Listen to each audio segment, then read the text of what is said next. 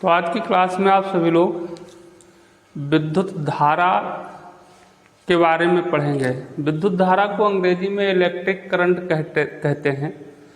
तो विद्युत धारा क्या है? जैसे धारा मतलब जैसे जल की धारा होती है, वायु की धारा होती है, वैसे विद्युत की धारा होती है।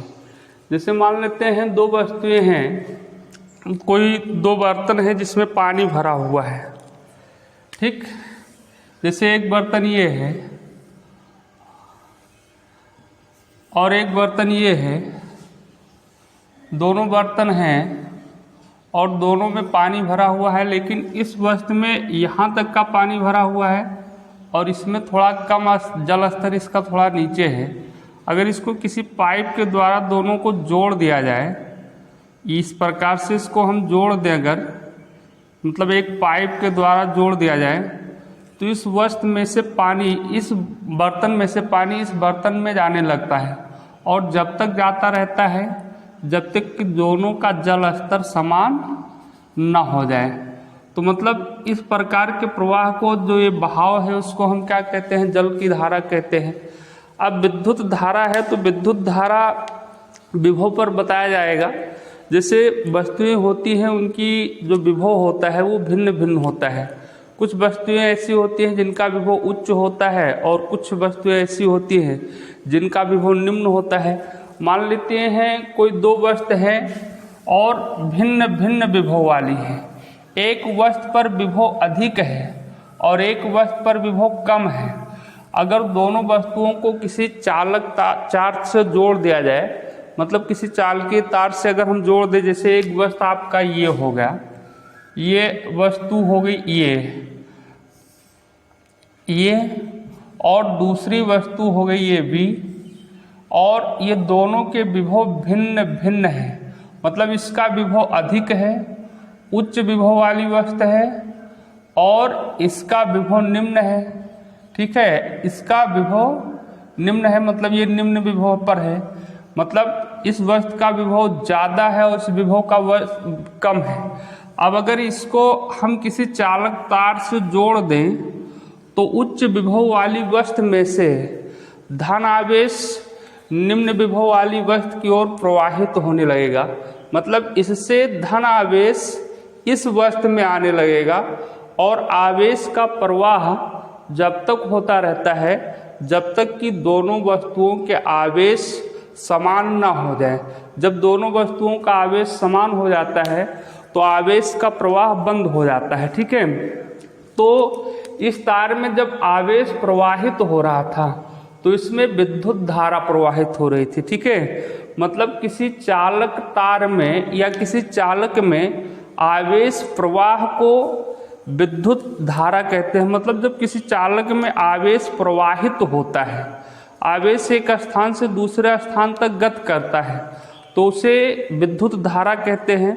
अब आवेश देखिए दो प्रकार के होते हैं, हमने बताया था कल की क्लास में कि एक धन आवेश होता है और एक ऋण आवेश होता है।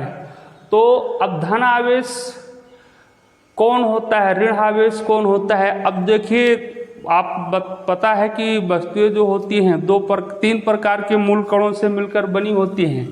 एक इलेक्ट्रॉन, प्रोटॉन और न्यूट्रॉन। तो ये भी जानते हैं इलेक्ट्रॉन पर हमेशा ऋण आवेश होता है, प्रोटॉन पर हमेशा धन आवेश होता है और न्यूट्रॉन पर कोई आवेश नहीं होता है। तो जब किसी वस्तु में आवेश प्रवाहित होगा तो कौन सा आवेश प्रवाहित होगा? इससे पहले थोड़ा सा इलेक्ट्रॉन के बारे में देख लीजिए।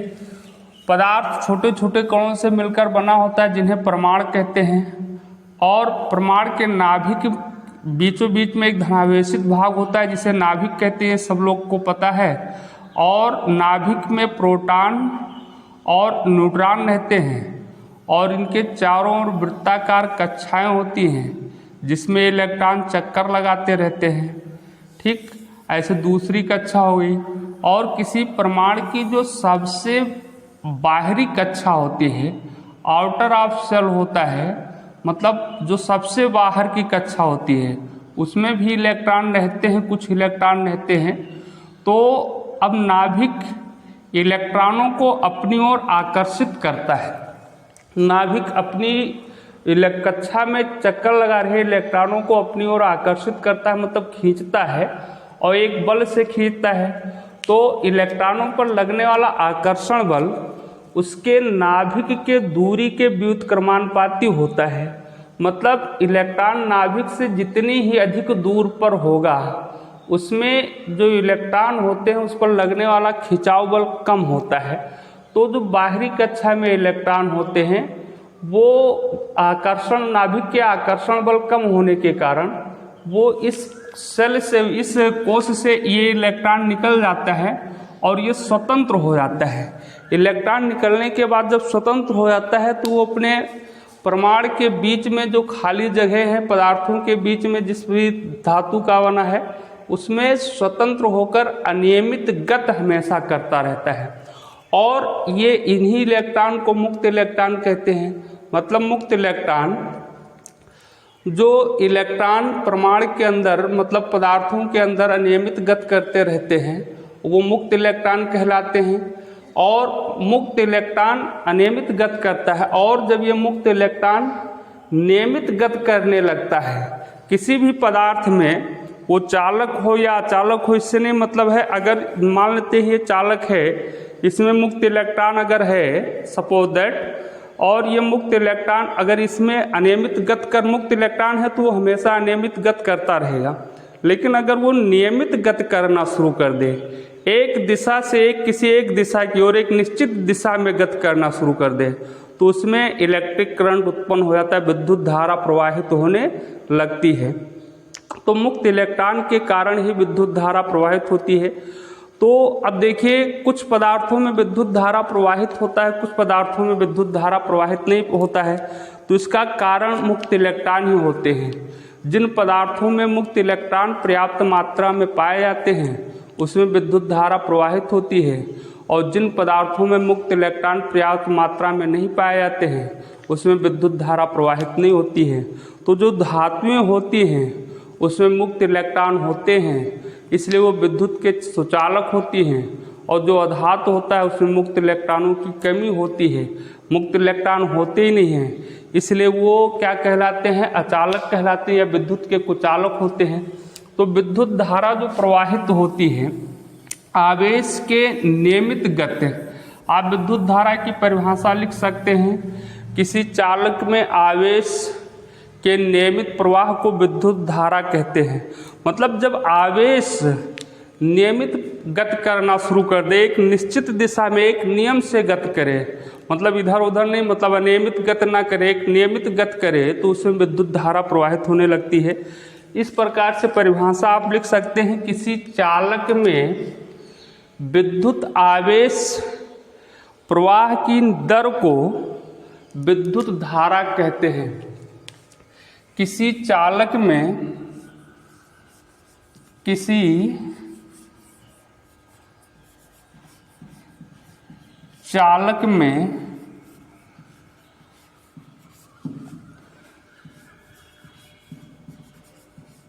विद्युत आवेश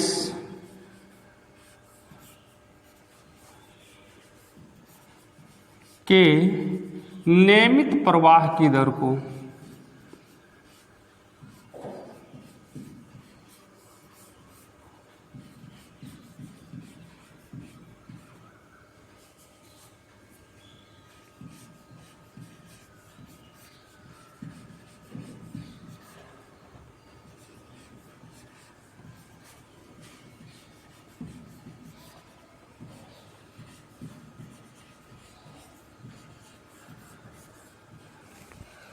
विद्युत धारा कहते हैं।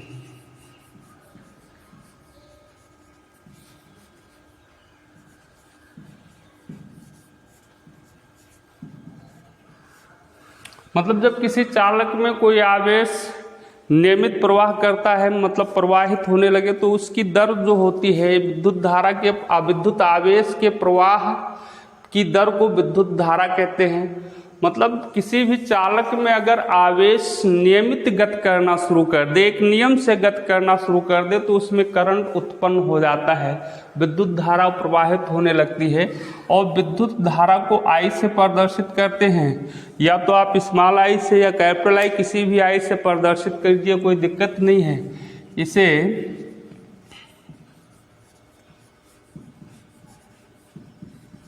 सदैव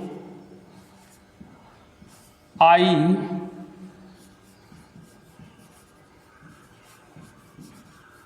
से प्रदर्शित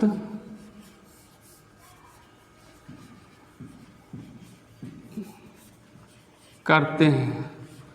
ठीक, मतलब अब विद्युत धारा को स्मॉल आई से प्रदर्शित करें या कैपिटल आई से प्रदर्शित करें। अब इसके लिए देखना है सूत्र क्या होगा। मतलब विद्युत धारा बराबर होगा आवेश प्रवाहित आवेश की दर, आवेश प्रवाहित होने की दर। ठीक, तो विद्युत धारा बराबर सूत्र हो जाएगा विद्युत धारा बराबर होगा प्रवाहित आवेश, प्रवाहित आवेश बटे समय अपान टाइम या समय। तो विद्युत धारा को आई से प्रदर्शित करते हैं, आवेश को कल बताएगा क्यू से प्रदर्शित करते हैं, समय को आप लोग जानते हैं टी से। तो विद्युत धारा आई बराबर फार्मूला होगा क्यू बाई टी। क्यू जहाँ पर आपका आवेश है, मतलब किसी चालक में आवेश प्रवाहित होता है, तो जितना समय आवेश प्रवाहित होगा तो उसमें कुछ समय लगेगा। जैसे मान लेते हैं किसी चालक में कोई आवेश प्रवाहित होता है तो कुछ समय तो लेगा ही लेगा।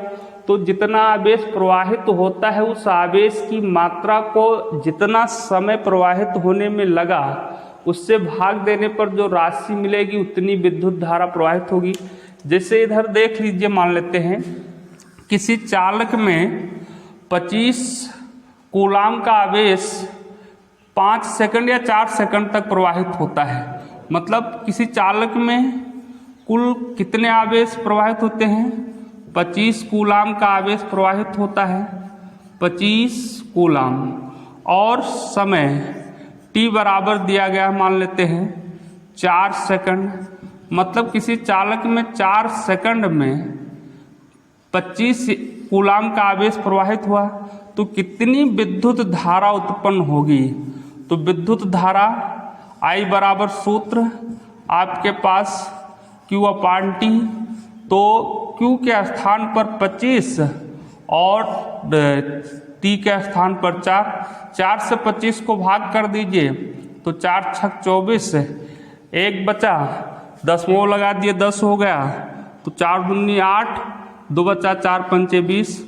मतलब उस परिपथ में या उस चालक में 6.25 एम्पियर की विद्युत धारा प्रवाहित होती है। एम्पियर विद्युत धारा का मात्रक होता है, जो भी बताया जाएगा। ठीक है, तो मतलब विद्युत धारा आप की परिभाषा ध्यान रखिए कि किसी चालक में जब आवेश प्रवाहित होता है तो हम कहते हैं उसमें विद्युत धारा उत्पन्न हो गई।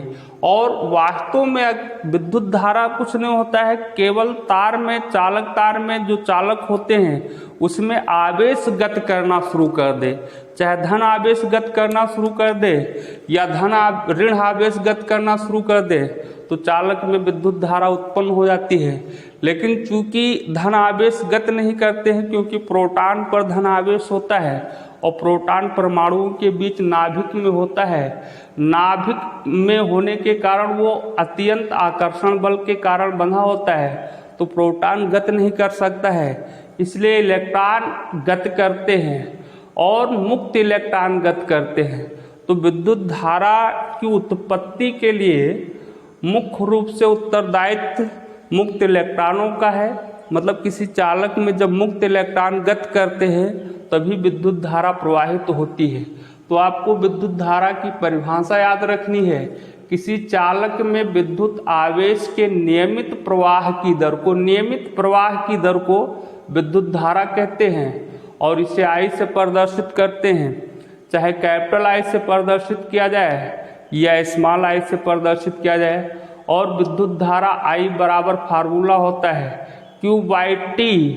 Q जहाँ पर प्रवाहित आवेश है, जितना आवेश प्रवाहित होता है, और T आवेश को प्रवाहित होने में लगा समय होता है। ठीक है, तो अब देखिए विद्युत धारा का मात्रक क्या होगा।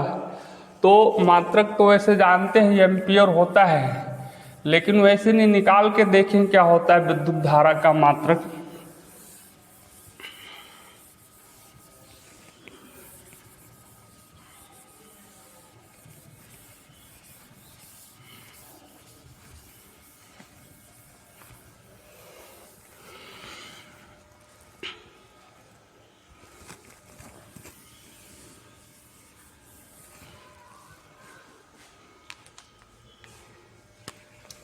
विद्युत धारा का मात्रक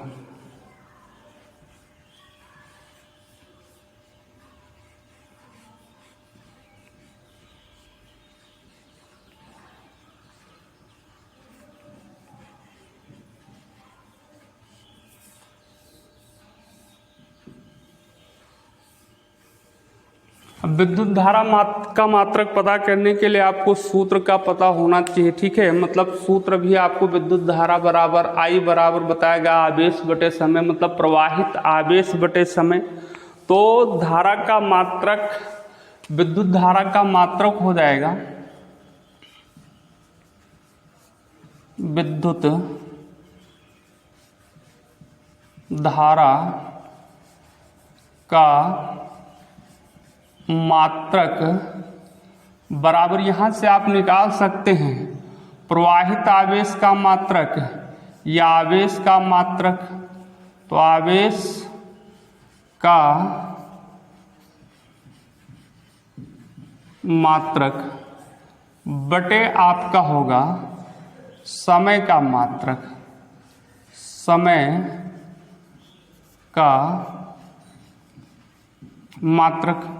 तो आवेश का मात्रक आप सबको पता होना चाहिए, कल के क्लास में देखे थे। आवेश का मात्रक कूलाम होता है, तो कूलाम, और बटे समय का मात्रक आप लोग जानते हैं सेकंड। तो आप विद्युत धारा का मात्रक क्या, कूलाम बटे सेकंड।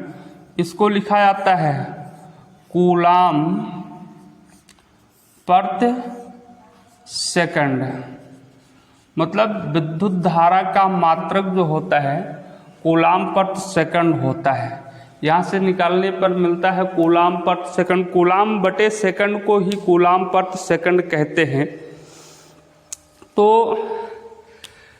विद्युत धारा का मात्रक यहाँ नीचे लिखिएगा, मतलब मात्रक आपको याद रखना है कूलाम प्रति सेकंड।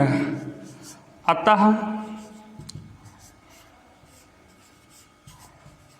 विद्युत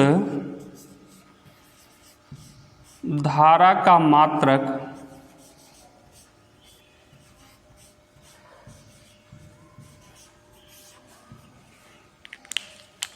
कूलाम प्रति सेकंड होता है।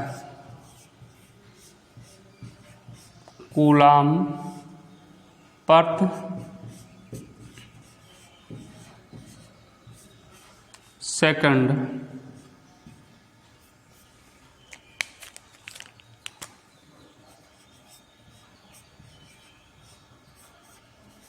होता है। इसे एम्पियर भी कहते हैं।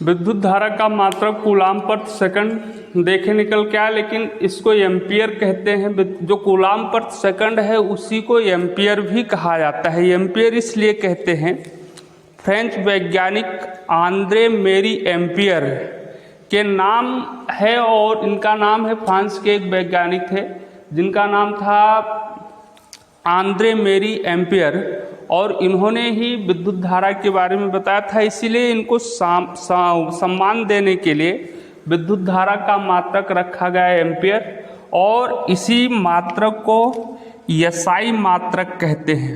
मतलब विद्युत धारा का मात्रक एम्पियर ही याद रखना है, उसे भी याद रखना है, लेकिन ज़्यादातर आप लोग विद्युत धारा का मात्रक एम्पियर ही देखने के लिए मिलेगा, तो इसलिए याद रखिएगा।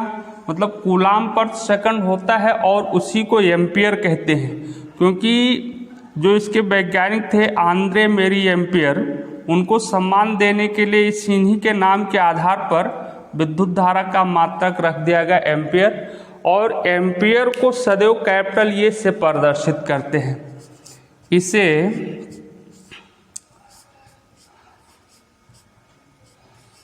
सदैव कैपिटल ए से प्रदर्शित करते हैं।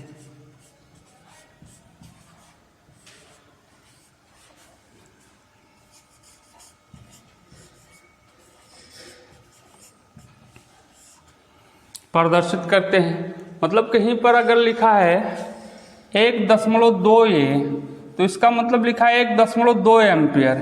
4 ये लिखा है तो मतलब 4 एम्पियर, ए मतलब एम्पियर होगा।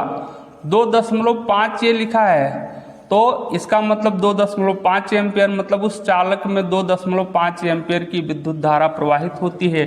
और एम्पियर का मतलब कूलाम पर सेकंड भी ध्यान रखिएगा, कूलाम पर सेकंड भी कहिए या एम्पियर कहिए, ज़्यादातर एम्पियर ही लिखा जाएगा। तो एम्पियर विद्युत धारा का मात्रक भी होगा, आपको पता चल गया, ठीक है। मतलब विद्युत धारा का मात्रक निकाल भी सकते हैं या आप याद रखिए लिख भी सकते हैं, कूलाम पर सेकंड जिसे एम्पियर कहते हैं। तो याद दोनों होना चाहिए, एम्पियर भी पता होना चाहिए, कूलाम पर सेकंड भी पता होना चाहिए। अब ये देखना है कि कभी कभी प्रश्न आता है कि 1 एम्पियर विद्युत धारा किसे कहते हैं, मतलब कितनी धारा 1 एम्पियर की धारा कहलाती है। तो 1 एम्पियर की परिभाषा लिखने के लिए भी पूछा जाता है, तो ये भी देख लीजिए।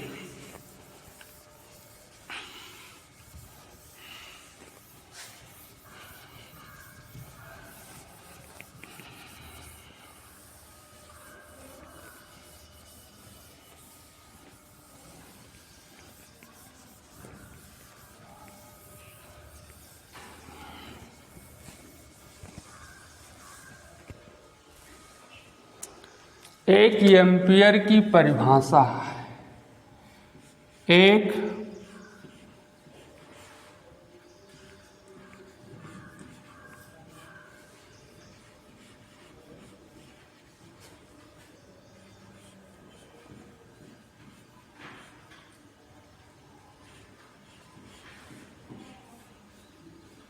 परिभाषा मतलब कितनी धारा 1 एम्पियर होती है, ये देखना है। 1 एम्पियर की परिभाषा मतलब 1 एम्पियर कितनी विद्युत धारा होगी, ठीक है।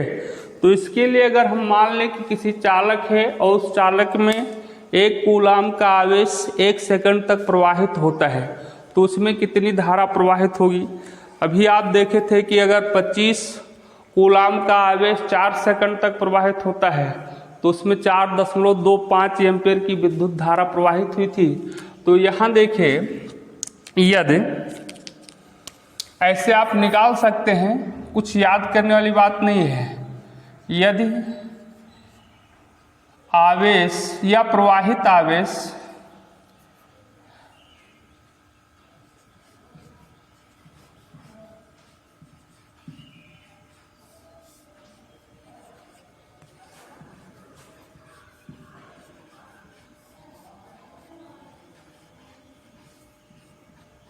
Q बराबर 1 कूलाम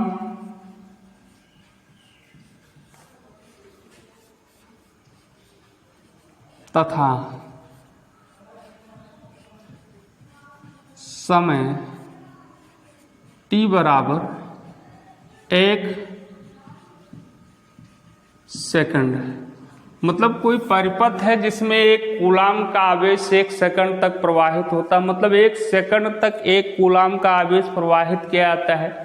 तो सूत्र आपके पास है, उसी सूत्र से विद्युत धारा I बराबर या I बराबर Q अपान T से, अब Q के स्थान पर Q का मान रख दीजिए, तो I बराबर Q के स्थान पर देखो Q बराबर कितना है, 1 कूलाम, तो ये होगा 1 कूलाम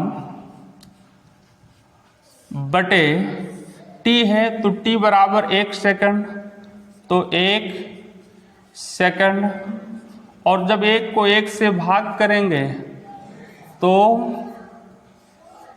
I बराबर 1 अपान 1 का मतलब 1 ही होगा, 1, और ये कूलाम बटे सेकंड को कूलाम पर सेकंड लिखते हैं, कूलाम पर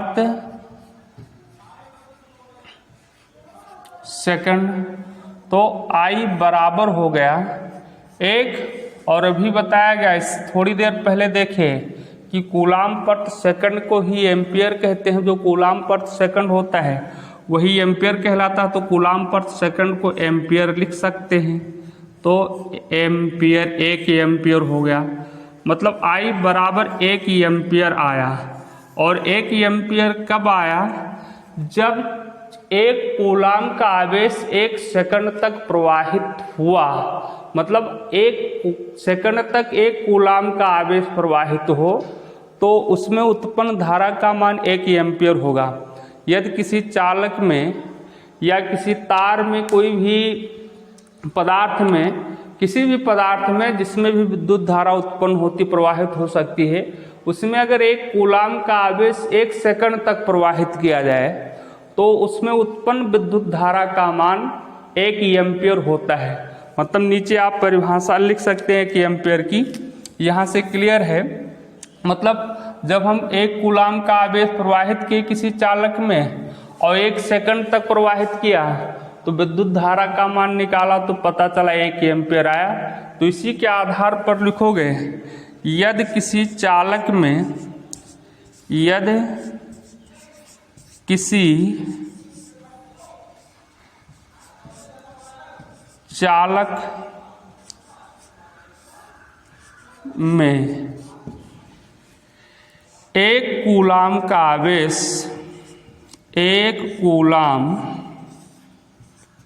का आवेश 1 सेकंड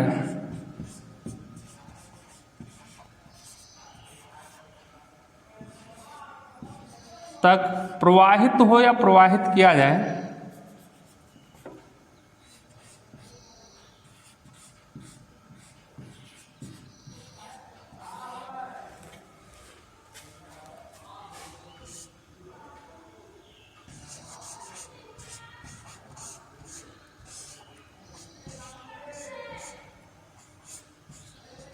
जाए, तो उसमें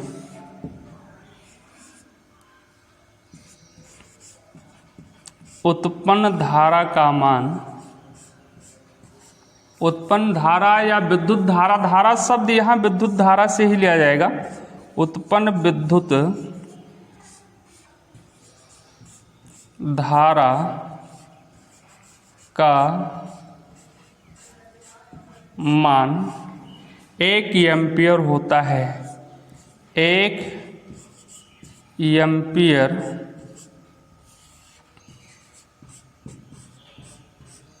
होगा। मतलब यदि किसी चालक में 1 कूलाम का आवेश 1 सेकंड तक प्रवाहित किया जाए तो उसमें उत्पन्न धारा का मान 1 एम्पियर होगा। मतलब कोई चालक तार है, अगर उसमें हम 1 कूलाम का आवेश 1 सेकंड तक प्रवाहित करते हैं तो उस चालक में जितनी धारा उत्पन्न होगी, जितना करंट उत्पन्न होगा, उसका मान 1 एम्पियर होगा। तो इस तरह से इसे निकाल कर लिख सकते हैं, या ये आप याद रखिए, ये ध्यान रखिए, इससे आपको पता हो जाएगा कि कैसे निकालना है, रटने वाली बात नहीं रहेगी। तो परिभाषा यही लिख लीजिएगा, यदि किसी चालक में 1 कूलाम का आवेश 1 सेकंड तक प्रवाहित किया जाए तो उसमें उत्पन्न विद्युत धारा का मान 1 एम्पियर होगा। ठीक है, तो अब देखना है कि विद्युत धारा अगर प्रवाहित होती है, प्रवाह मतलब गत होती है, वो गत करती है तो उसमें कोई दिशा होगी, ठीक है, दिशा होगी तो दिशा देखना है।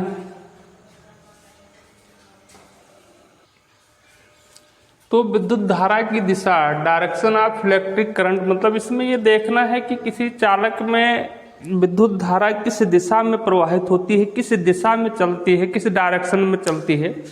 तो देखिए आवेश, विद्युत धारा की परिभाषा अभी पढ़े। विद्युत धारा जानते हैं कि जब किसी चालक में आवेश प्रवाहित होता है तो विद्युत धारा, उसी को विद्युत धारा कहते हैं। आवेश प्रवाहित, किसी चालक में आवेश प्रवाहित हो तो विद्युत धारा उत्पन्न होता है। तो आवेश दो प्रकार के होते हैं, एक धन आवेश और एक ऋण आवेश। तो अगर हम धन आवेश के आधार पर विद्युत धारा की दिशा देखें तो देखिए एक चालक है, इसमें धन आवेश की दिशा दिखाई गई है, इस दिशा में ये धन आवेश इस दिशा में गति कर रहा है, इस दिशा में ये धन आवेश इस दिशा में जा रहे हैं इधर की ओर। तो विद्युत धारा की दिशा ऊपर दिखाई गई है, मतलब उसी दिशा में विद्युत धारा प्रवाहित होती है।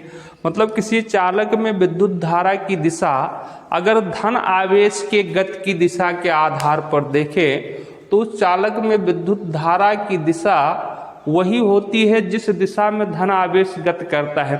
जैसे मान लेते हैं ये चालक है, सपोज दैट, अगर इसमें विद्युत धारा इस सिरे से इस से, वो धन आवेश इस सिरे से इस सिरे की ओर, मतलब इधर से इधर की ओर जा रही है, तो विद्युत धारा इस सिरे से इस सिरे की ओर ही जाएगी, ठीक है। या ऐसे मान लेते हैं चालक है, कोई चालक है, अब इसमें धन आवेश ऊपर से नीचे की ओर आ रहा है तो विद्युत धारा भी ऊपर से नीचे की ओर ही आएगा। मतलब विद्युत धारा की दिशा धन आवेश के गति की दिशा में मानी जाती है। मतलब जब हम धन आवेश की गति की दिशा के आधार पर अगर विद्युत धारा की दिशा का निर्धारण करें तो जिस दिशा में धन आवेश गति करता है, चालक में जिस दिशा में धन आवेश गति कर रहा होगा उसी दिशा में विद्युत धारा प्रवाहित तो होती है। तो यहाँ देखिए धन आवेश के आधार पर तो देख चुके हैं। तो धन विद्युत धारा की दिशा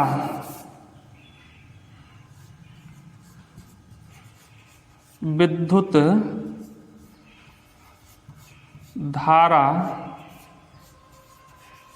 की दिशा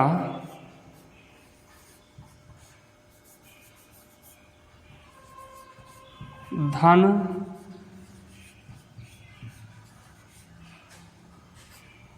आवेश के गति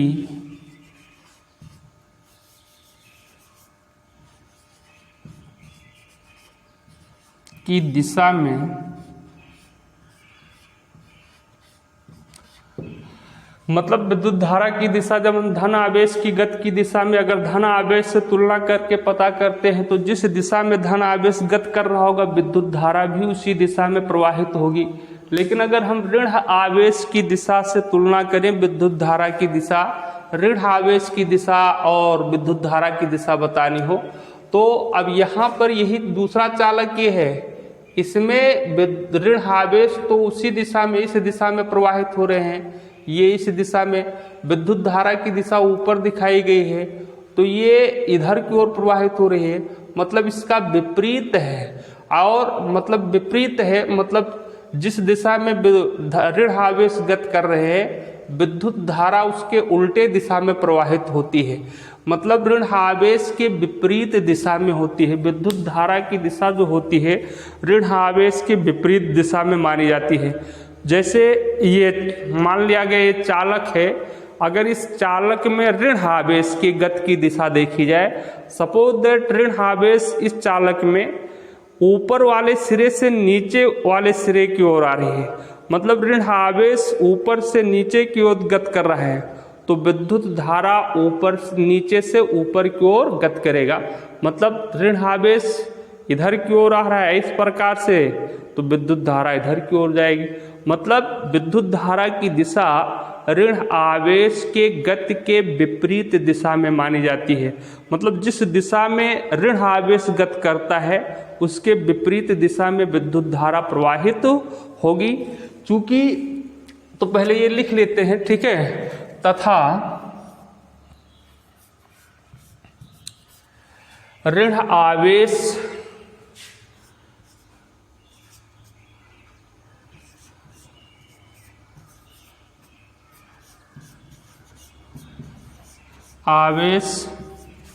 के गति के विपरीत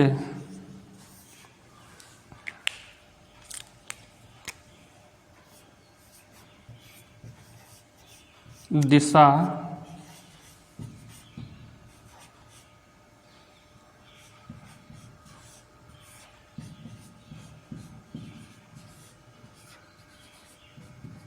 मानी जाती है।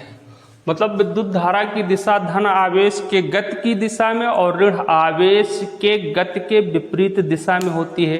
तो चूंकि अभी आप देखे थे कि विद्युत धारा के लिए जो मुख्य रूप से उत्तरदायी हैं, उत्तरदायी जिनका होता है वो मुक्त इलेक्ट्रॉन होते हैं।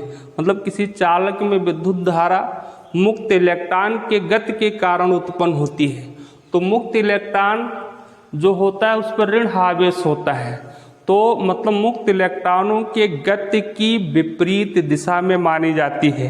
अतः विद्युत धारा की दिशा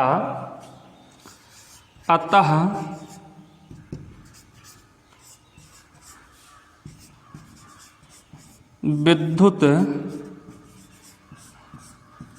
धारा की दिशा मुक्त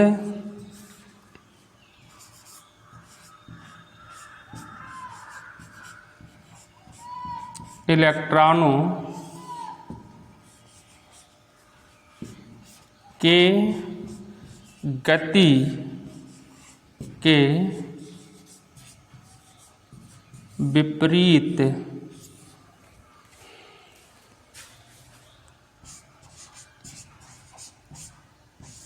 दिशा में मानी जाती है। ठीक। तो जैसे कोई चालक है, सपोज दैट मान लेते हैं ये चालक है, ये तार है ये। अब इस चालक में मुक्त इलेक्ट्रॉन जो होते हैं, मुक्त इलेक्ट्रॉन अगर इस दिशा में गति कर रहे हैं, इधर की ओर जा रहे हैं, तो विद्युत धारा इस दिशा में प्रवाहित होगी। मतलब विद्युत धारा की दिशा जो होती है मुक्त इलेक्ट्रॉनों के गति के विपरीत दिशा में मानी जाती है। ठीक। तो अब ये विद्युत धारा आज की क्लास में आप लोग पढ़े, विद्युत धारा, उसके मात्रक, 1 एम्पियर की परिभाषा और विद्युत धारा की दिशा। ठीक है। अब आपको आगे पढ़ना है जो कि आप कल के क्लास में पढ़ेंगे, जिसमें विद्युत धारा की माप कैसे की जाती है। ठीक है। मतलब विद्युत धारा प्रवाहित होती है किसी चालक में, तो ये भी देखना होगा कि कितनी विद्युत धारा प्रवाहित हो रही है, कितने समय में कितनी विद्युत धारा प्रवाहित की जाती है। इसको हम मापेंगे कैसे, तो इसको हम अगली क्लास में आपको पढ़ाएंगे। ठीक है।